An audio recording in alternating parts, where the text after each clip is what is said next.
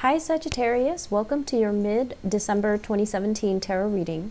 So I have about 5 messages that are coming in for you guys. First of all, I see some of you taking a trip physically. I do see the eastern direction from where you are currently living. Okay, so I'm seeing like you're going somewhere where there is, they say like bogs or swamps or an area that has like, higher levels of humidity. Higher levels of it's not a densely populated area. I feel like there's more natural scenery.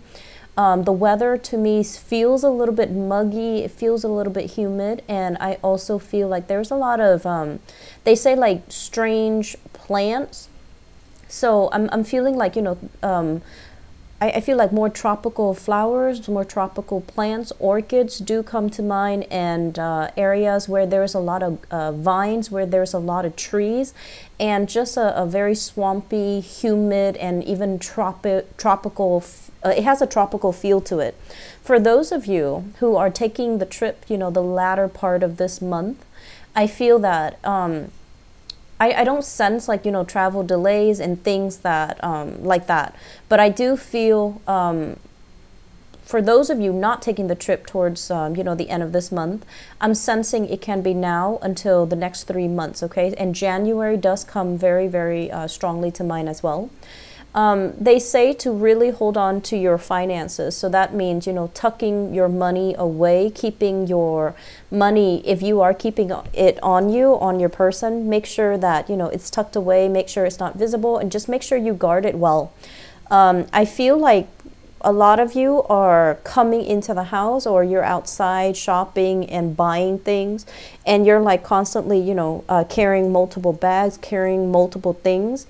And then things get misplaced, things get lost very, very easily. So just be careful, you're not like wasting your time trying to find things or misplacing things, leaving them at the stores, because your hands are constantly, filled with bags, filled with personal belongings, okay? So just be careful about that. Personal belongings, money, wallets, purses, just make sure that, get a fanny pack if you need to. Keep everything consolidated, keep everything on your person in one neat place so that you don't misplace things, okay? So you might be a little bit more forgetful the next 2 weeks, and I just want you to, cover your bases. I'm feeling gifts of financial resources coming to you, to another person. And I feel like this is somebody that you care about. You want them to be okay. They're not soliciting you for money at all, but I feel like it's a kind gesture. It could be the holiday season too. So there's like a lot of gift giving. There's a lot of exchange, but I see more of it coming from your end towards other people.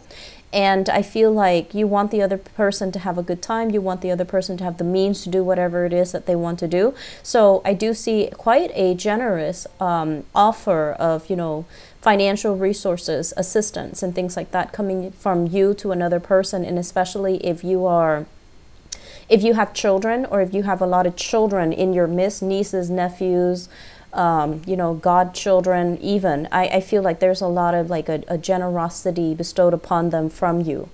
I'm feeling a lot of interactions with foreigners for the next 2 weeks, okay? So people that are different from you, people who are culturally, geographically even distant from you. So I see like the need to coordinate, the need to plan things out, the need to kind of work out the logistics in terms of communications, in terms of meetings, in terms of who's supposed to be where, and doing these things across different time zones for many of you. And you're doing it successfully, so I don't see blockages and things like that. But I also feel as well, this is the month where, if you've worked really hard, your whole life, or even the rest of this year, I feel like this trip is going to be a wonderful decompression type of a stage, okay? And this is, during this trip, I feel like you're going to be a little bit more lenient and lax with your spending, and you want to use it to buy your peace of mind. You wanted to use it to, to make you just to be able to buy things and to have things that you've always wanted. I feel like you're not going to be skimping on money. You're not going to be stingy with the spending. So I feel like you just want to have a good time. You want everyone to be happy. You want everyone to be taken care of. So there's a lot of generosity, buying things for family members, giving things, toys, money, whatever the situation is. But I don't feel like this is, you know, because of the Christmas time frame. I feel like it is an energy that extends into, you know, January, February, and so it's going to continue to extend. Okay, I see heavy interaction here between you and an air sign. So air sign, Aquarius, Gemini, and Libra. And when it comes to this air sign, I'm feeling as if you don't want to tell them all the details. It's like they're asking you a lot of questions. What are you going to do? What are you going to, where are you going to be? And things like that. So it seems to me like they want to work out some logistics with you. And I feel that for some of you, you might be a little bit hesitant about giving them all the details. You might be hesitant about, you know, fully disclosing what you're up to, what you're doing, and who you're with. So I feel like there's like a distance.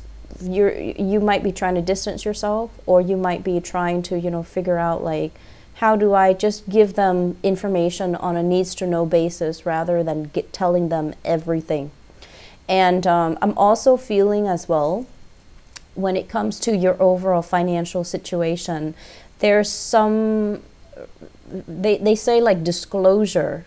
So I'm seeing some of you with the actual, you know, disclosure statement, how much you're making, how much you're paying, how much is allotted towards certain things. So some of you might be doing that as a part of your, you know, routine work, where you're disclosing to other people how much money is coming in, how much money is coming out, how much money is being retained.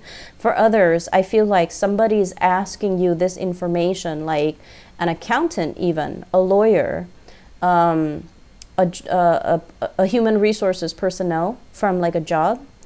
And then for others, possibly even like a client that you're working with, or even you're asking other people these questions. You might be a consultant, like a financial consultant, and you're asking these things. So I see, like they say disclosure, and then there's that money sign, that dollar sign on paper in front of you, and you're interacting with a lot of people and trying to get things squared away. So if that's something that you need to take care of, you know, wait until after the Mercury retrograde cycle, which is going to be after the 23rd of December, to get those papers squared away, okay? Because during the Mercury retrograde period, we're not operating at our best. People are not going to be, they're not going to be as careful, okay? So that's when Mercury, the planet that facilitates communication, the planet that facilitates contracts and getting things, you know, all squared away, dotting your I's, crossing your T's, that planet just kind of disappears. It retreats from us. And so we're going to have to push extra hard in order to get these things squared away. So if you can wait until after the 23rd, even after Christmas, the 25th, it might be a lot better for you guys, okay? So if you are worried about these financial disclosure in terms of taxes, in terms of employment, in terms of, you know, speaking to a lawyer, speaking to a judge about anything related to financial disclosure, I don't feel that any worries right now is going to manifest in, you know, worst case scenarios. I feel like if you're worried about it and you're just like, I wish I could do something about it, there's really nothing you can do. So wait for the fog to lift after that cycle, that retrograde cycle. You also have another, it's a new moon in your sign on the 18th as well. So wait for that to culminate. And I feel like the energy is going to be alleviated, okay? And so moving forward into 2018, the message that I really want to leave you guys with is that financially, things will be okay. Things will be on the upswing for you guys. I see opportunities for creative projects. I also feel opportunities as well for you to somehow access your creativity and bring something forth into the world. New projects that you're doing, new creative endeavors, new publishing opportunities, new opportunities for you to take the stage and do like speaking engagement as well in front of people that might be foreign to you. So you have some really good things coming into the year for 2018. Don't fret. Don't fret over it, okay? Financially, things will be on the upswing for you guys. So the message here is, you know, the major theme for this year, I feel, has been so far finances for many of you. And so it's kind of like, let's extract the lesson that we've learned.